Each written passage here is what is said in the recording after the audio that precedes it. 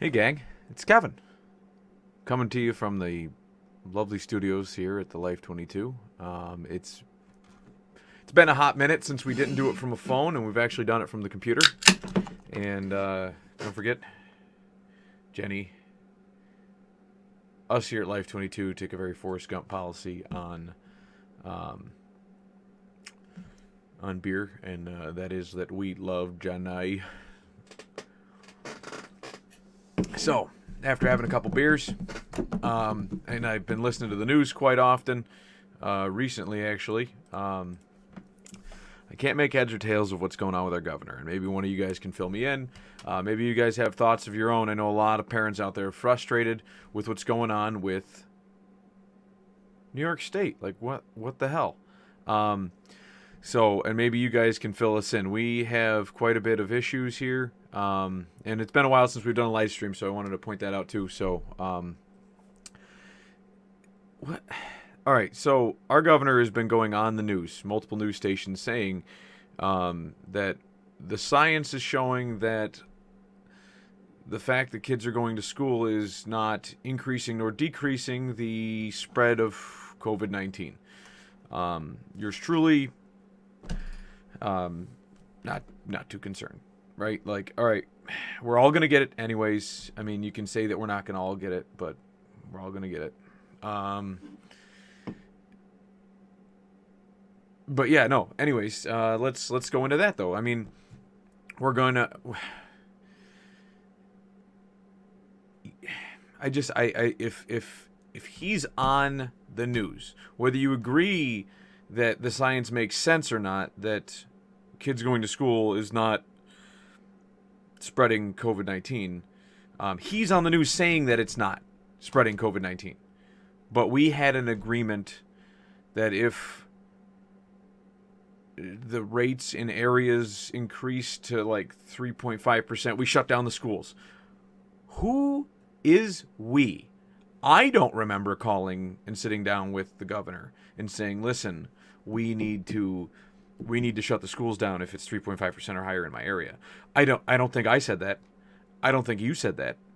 I don't think a lot of people said that. And if the science is showing otherwise, that schools are not doing that, and you're vouching for this science that you're bringing forward, saying that the schools are not sharing the information, or that they're not spreading COVID-19, then why would an agreement that hey, if the moon eclipses the sun today, we're going to shut down the schools. We're going to shut them down. We're going to shut down the schools because the sun eclipsed the moon. That was the agreement. That was the agreement. We didn't say anybody in the school was going to get hurt or die from this eclipse. This is not one of those solar eclipses where, if kids look at it, they could go blind. We you know what I mean? No, none of that. None of that. Nope. We just had an agreement, something completely opposite. If Jim in 219 has a sister named Sally and she doesn't bring her peanut butter and jelly for lunch, or the groundhog sees his shadow, we will shut your school down to protect them from COVID-19. But the science has nothing to do with Sally and her lunch or the groundhog. But we're going to shut the schools down? Okay, so our governor's a douchebag. I mean, it's straight up. Like, his mentality is mind-boggling. Now, if he said me and my staff members, we all had an agreement, because the public is going to yell at me if there's an uptick in COVID-19. Because I have COVID-19's a thing. Most people are going to get it. Most people will not die from it. Some people might be inconvenienced by it. Currently, everybody's inconvenienced by it, where it should have just been a few. But there is if he said me and my staff sat down and we figured out that if we don't shut down the schools, public perception is going to be mad at us because people are going to assume, regardless of what the science says, that COVID-19 is spreading in the schools. Well, if the science is saying it's not, but you think people are, that's called politics. And we're not looking for that from our governor. We're looking for somebody to not cripple our economy. We're also looking for you not to send COVID-19 patients to where grandma lives at the nursing home, but you already fucked that up. So, sorry, kids. Grandma's dead because Governor Cuomo's an idiot anyways. But don't worry, you won't understand it because you're going to have a very limited grasp on the world because we're limiting your education. So don't you worry. Yeah, thanks. Thanks, appreciate it. Their economy is really appreciating that. Our future generations, like my kids, might not be as affected, but there's a lot of people out there, and I mean, it could be my kids' kids, because now my kids don't have a lot of the skills or not at the same point that I am to teach them, because you try your best, but still, like, what happens when my kids can't teach their kids, and we all start doing cave paintings in like 4 generations? All because you took them out of school. Like, what the hell's wrong with you? Kids aren't even getting sick from it. Oh, I'm sorry. There's some kids that are like stage 4 leukemia or have like lung conditions. Baby Lennox, my son, has a lung condition because he was born too much premature. COVID-19 really going to wreck his day. But if everybody's going to get it, I mean, you can be cautious, right? Like, oh, if you tell me you have COVID-19, I'm not coming over to your house. Yeah, that's fair. But I'm not going to not come over to your house if you don't have COVID-19. And the chances of him getting it are pretty high. Just when? Nobody knows. But he could get it. But most likely he's going to survive. Because it's 0.0001 of the population. So even and with nowadays society, with everybody going bananas and saying, well, I've got this disorder and that disorder and this disorder and that disorder. Everybody's got a problem. I think everyone's always had a problem. Everybody has problems. Some gal's husband leaves her. Some dude loses his job. That shit just happens, you know? Shit happens. You got a problem. Oh, is that a medical disorder? Like, oh, my husband left me. I'm mentally grieveth this. Like, that's not a mental disorder. And it's not going to make you more susceptible to COVID-19. Or less susceptible.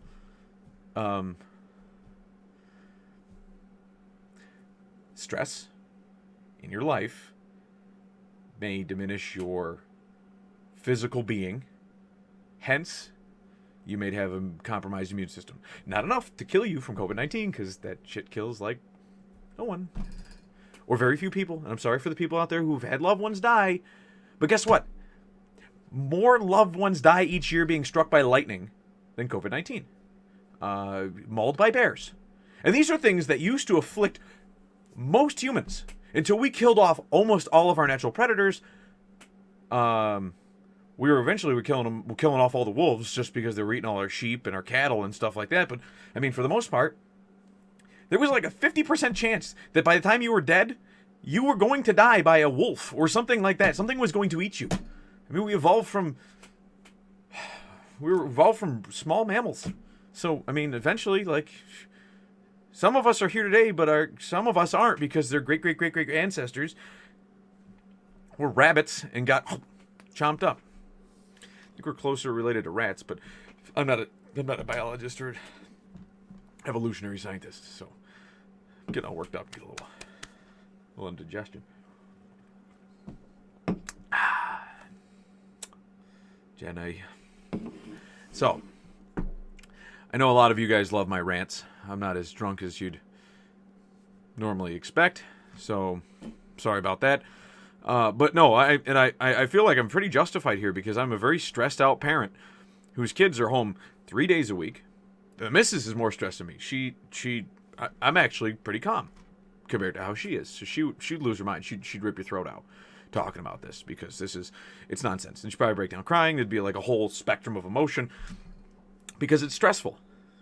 It's stressful. You got 4 kids that aren't in school because they can't be in school. 2 of them in school 2 days a week. One of them in school 4 days a week. For like half days. The other one, daycares won't take them because COVID-19. And everybody's full. And I get that. All the daycares are full, and half the daycares are shutting down because one person gets COVID-19 and they're fine. And other kids are affected by it, but we got to shut them down, and we got to trace their ancestors, and then we got to put a red mark on their record. And by the way, if you get tested for COVID-19, you can never own a gun for the rest of your fucking life, or whatever the goddamn shit's going on. They're making up stuff like, oh, well, it's not that cytoplasm disease they talk about in cats, right? Like, goddamn, watch a Joe Rogan podcast. He'll tell you about it. It's not like that. It's not making your judgment any different, but I'm sure they're going to find a way to make you fail a NICS test over it. Or New York State, at least I don't know the abbreviations anymore.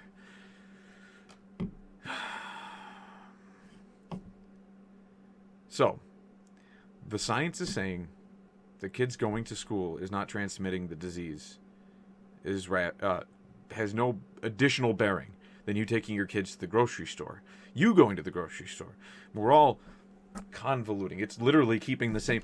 And lockdowns don't work. We've checked with almost every other country in the world, and we are one of the biggest economies that supports most of the rest of the world because our economy is pretty banging. Freedom is awesome, and I don't know why some people in this country have got its thumb in their ass thinking that freedom is not awesome, because it's like the best. It is. Like, there's nothing else that, like, my kids are great. But if I was in 1940 Soviet Russia, 1938 Russia, my kids they'd just be something else I have to feed. I would not be as happy as a dad without the freedom. And with freedom comes duty. And that duty to my kids is exponential because of the freedom. See, I mean, like, I love my kids, don't get me wrong. But there's a lot of predicaments in the world that you could cite that shows that living conditions in third world countries, like, where there's no food, like, yeah, I love my kids, but I had to eat them. Like, yeah, I mean, there's a lot of places out there that people eat their kids. Like, not because they wanted to. Like, I'm sure they ate their teddy bears first. Like, but, sustenance got to come from somewhere. So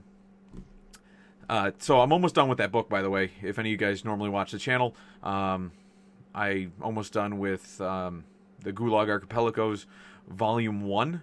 They actually go into that about how they just wanted to starve a bunch of farmers that didn't agree with their point of view, and they had no food. It was like the Donner Party. Like, there's just vast wastelands of people eating them to each other. I'm going off on a random tangent here. Sorry about that, gang. Which is common. It's Kevin, right? Like, a little chilly in my office too, by the way. Having the doors closed and stuff. A little chilly in here. Not ready for the winter, so if I'm bouncing around a little bit, it's keep warm. But yeah, Governor Cuomo has a track record of being a douche tool. He always has been. He's an economy killer. He hates freedom. Mob boss lookalike. You really can't trust a guy that looks like a mob boss. Like, they might be badass in the movies, but when they actually run your government, like, Stalin was a pretty banging mob boss looking guy too. But guess what? I don't want Stalin running my government either. Yeah, Cuomo's a douche tool. A lot of my friends that like freedom, like guns, like money, like entrepreneurship, like capitalism, like the fact that decisions they make affect them. And good decisions equal good things. They all moved away. They all moved to places like Texas and Pennsylvania and North Carolina and places that like freedom. Florida, they like freedom. You get an out-of-state Florida pistol permit, you can carry it in 27 consecutive states. Not New York. New York is only New York, and New York does not offer reciprocity to other states. So, sorry, gang. Other states don't like to play ball with New York because New York's essentially, at face value, what's on the box is the picture of Cuomo's face, and people just want to punch it. And they're just like, hey, I want to eat this box of cereal. No, I'm just going to punch it. I'm just going to punch it. I'm going to take it outside and target practice with it. It's New York State's doo-doo. It's doo-doo just because of how it's run, because we've got this big goof. Big goof. People can say shit about Trump all they want. Big med, red man, orange man, bad. Listen, I don't see Adolf Hitler when I see him because there's nobody in internment camps. But when I think internment camps, I think of, how about the guy that is promoting lockdowns? Fining the Christ out of your business when you're just trying to survive and feed your family. That's closer to Hitler. It's still not Hitler. Still not Hitler. I don't like those words. Too right wing, I guess. I don't like him. I've been listening to a lot of Ben Shapiro lately too. Thank you. I'm also a subscriber to the Daily Wire. Go you guys. You guys are awesome. Because they're not convoluting shit and crying on national television, and they're just telling it how it is. And I feel that hits home with me. So if you're not already subscribed to me or the Daily Wire, I would recommend you do both. Or at least me. Because I'm your Looney Tunes happy local disc jockey here in Olean, New York. So, I would like anybody down in TV land to comment, message me.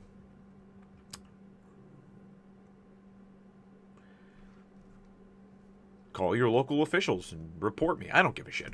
Just tell people, ask people, I want to hear from you what you think of Governor Fuckface. That's what I want to hear. I want to hear from you guys about him and all of his stupid policies. And what you think of the school districts closing. And here's the problem with social media too, by the way. I'm what you consider the silent majority. I'm not silent, but a lot of people who think like me are silent, and we are the majority. So when you see like 95% of people on Facebook blowing up about some stupid issue, and you see one guy, defending Trump or something like, and getting his ass kicked, he's not outnumbered. It's just that social media is skewed, and there's a lot of people out there like me that are silent as shit. That's it. Let that soak in. You're not winning because all your friends are on Facebook. So, with me, against me, let me know what you think. Let me know how you feel. I think our education, my kids' education, your kids' education. I'm going to quote Voltaire here for a second. My kids' education. So, I might not agree with you, but I'm willing to die for the fact that you have the right to say what you say. And so all of our kids' education, though, is very important, to the point that I'm willing to die of COVID-19 so that my kids, or even just your kids, somebody unrelated to me, can go to school. That is how important the kids' education is. There's a lot of grandparents out there that are willing to let COVID-19 decimate them, which most likely it won't. The media is blowing it out of proportion. There's a lot of parents out there and a lot of people out there that want better for their kids than this nonsense. So, all right, guys. I'm going to catch you on the flip-flop. Message below, like, subscribe, do whatever you do, and we'll see you on the next time. And don't forget to stop by Uncle Tony's and pick up yourself a nice case of Jenny for you and the missus. It's like a threesome in one can. You and Jenny and, well, in my case, June. It's good times. All right, guys. Catch you next time.